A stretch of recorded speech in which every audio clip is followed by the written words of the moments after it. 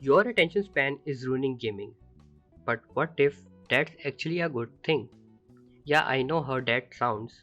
We have all seen the complaints games aren't what they used to be, players just want instant gratification. It's easy to blame players, but the truth is games are changing because players are changing. And that shift, it might actually be pushing us as developers to become better storytellers and better designers. Lately, I have noticed a pattern. Most players quit a game within first 5 to 10 minutes, not because it's bad, but because it doesn't grab attention fast enough. As attention span shortens, the way we design and deliver games is shifting, and I've started adopting to that shift in few key ways. The slow start is dead, and that's okay. There was a time when games could afford to take things slow. You spend 20-30 minutes wandering through exposition, learning the backstory, getting tutorials fed to you through dialogue or the wall of text, and that was fine.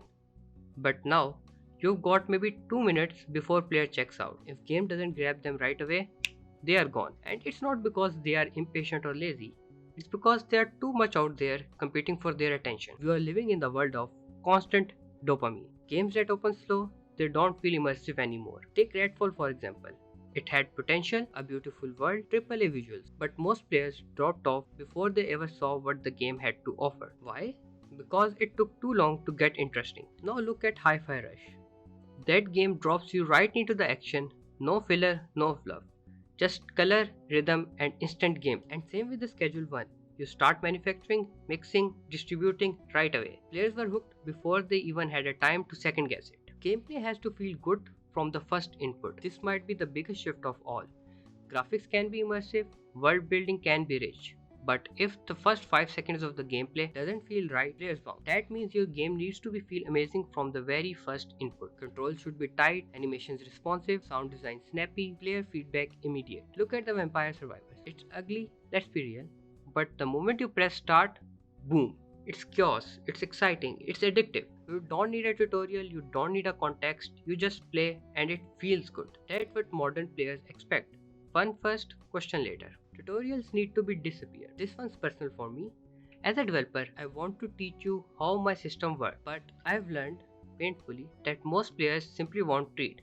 They will skip, skim, or just mash buttons until something happens. So tutorials, they got to be built into the experience. They need to be invisible. Tunic absolutely nails this. You dropped into the world with no instruction, no pop-ups, no quest makers, just subtle environmental clues and smart level design. And guess what? Players loved it because figuring it out on your own, that feels like an achievement. It makes the experience personal and memorable. Games don't need to explain everything, they just need to guide the curiosity. Like Schedule 1, invisible onboarding, users learn through play, not tutorials. Short form depth is replacing long form complexity.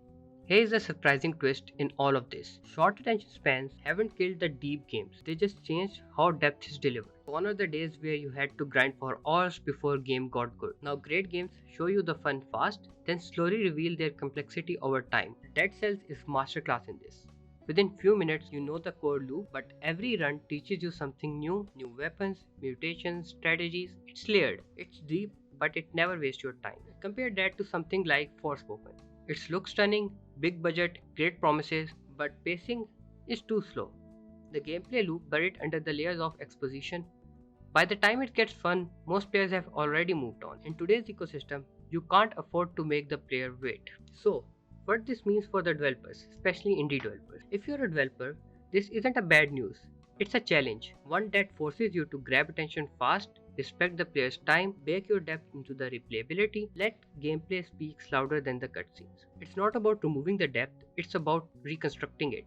Design like player might leave in the 5 minutes, and if they stay for an hour, reward them with the surprise they didn't expect. Let's be clear, this isn't the end of real games. Elden Ring, Tears of Kingdom, all huge complex games with long playtimes. But even they are learning from this shift. Their opening movements are tighter, their controls feels better right away, the world encourages immediate exploration. They front load the fun, then invite you to stay for the depth. That's the future. Just smarter games, cleaner design, tighter loops, better respect for the time. So, is your attention span ruining gaming? Maybe, but instead of fighting that, developers are starting to adopt it, and the result? Better pacing, faster feedback, sharper design. So maybe this isn't the end of good games.